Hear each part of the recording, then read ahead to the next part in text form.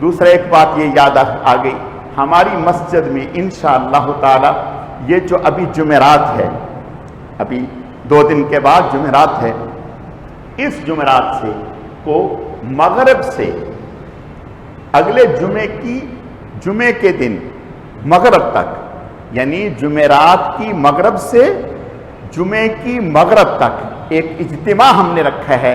اس کا اجتماع کا عنوان ہے خانقاہی اصلاحی تربیتی اجتماع، اور اس کا مین عنوان یہ ہے کہ رمضان کیسے گزارے، رمضان کیسے گزارے۔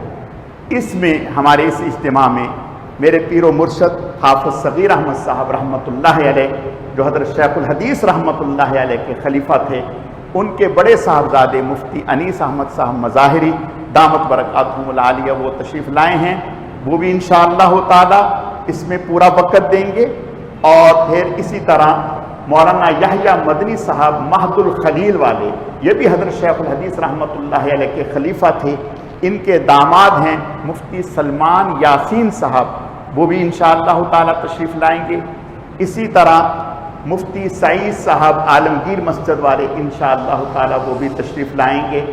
اور آج ہماری مفتی یونس صاحب دارالعلوم کراچی میں استاذ الحدیث ہیں، ان سے بھی ہماری بات ہوئی، وہ فرما رہے تھے میں پوری کوشش کروں گا، لیکن ان کی ڈیوٹی لگی ہوئی ہے ری چیکنگ پہ، جو پرچے چیک کرتے ہیں، اور ٹائم ان کا ایسا ہے کہ صبح 8 سے 12 تک، پھر 2 بجے سے لے کر 5 بجے تک، اور پھر مغرب سے عشاء تک۔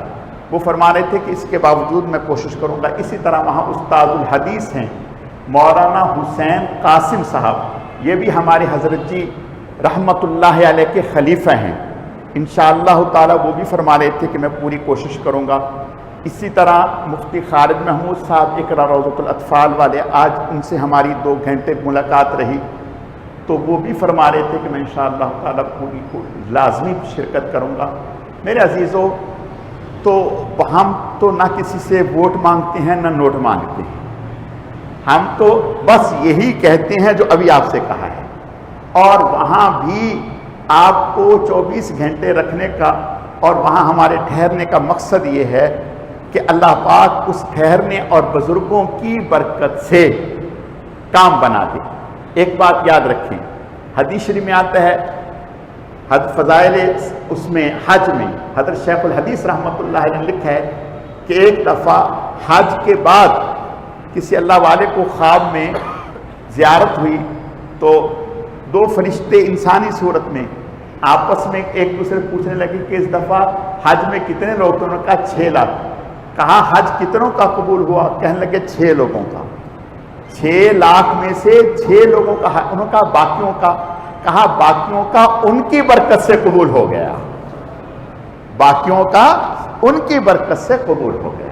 جیسے ہم دیکھتے ہیں نا، گندم کا ڈھیر ہو، چنے کا ڈھیر ہو، اس میں کنکر بھی ہوتے ہیں، پتھر بھی ہوتے ہیں، لیکن اس گندم کی برکت سے ان پتھروں کی بھی قیمت لگ جاتی ہے۔ تو انشاءاللہ تعالی اسی طرح ہم اس مبارک اجتماع میں شریک ہوں گے، بیٹھیں گے اور وہاں رات گزاریں گے اعمال میں، تو اللہ پاک اس کی ہمیں برکات نصیب فرمائیں گے۔ آگے رمضان المبارک آ رہا ہے، اس کی خیر و برکتیں اللہ ہمیں نصیب فرمائیں گے۔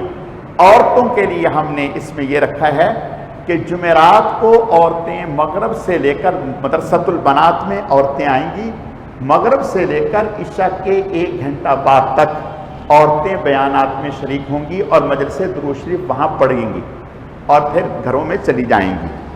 اور پھر جمعے والے دن عورتیں 10:30 بجے آئیں گی اور 12 بجے تک مدرسۃ البنات میں جو بیانات ہوں گے اس میں وہ شریک ہوں گے، سنیں گے، پھر اس کے بعد گھر چلی جائیں گے۔ یہ اس طرح سے نظم ہے۔ اللہ تعالیٰ اپنے کرم سے جتنے بھی اجتماعات ہوتے ہیں، خیر کے جتنے بھی سلسلے ہیں، اللہ پاک اپنی بارگاہ میں سب کو قبول فرمائے، اور ہمیں سب کے ساتھ لگے رہنے کی اور سب کے لیے دعائیں کرنے کی اور سب کی سے محبت کرنے اور تعاون کرنے کی اللہ ہمیں توفیق عطا فرمائے، کمی کو کوتاہیوں کو معاف فرمائے۔ دعا فرمائیں۔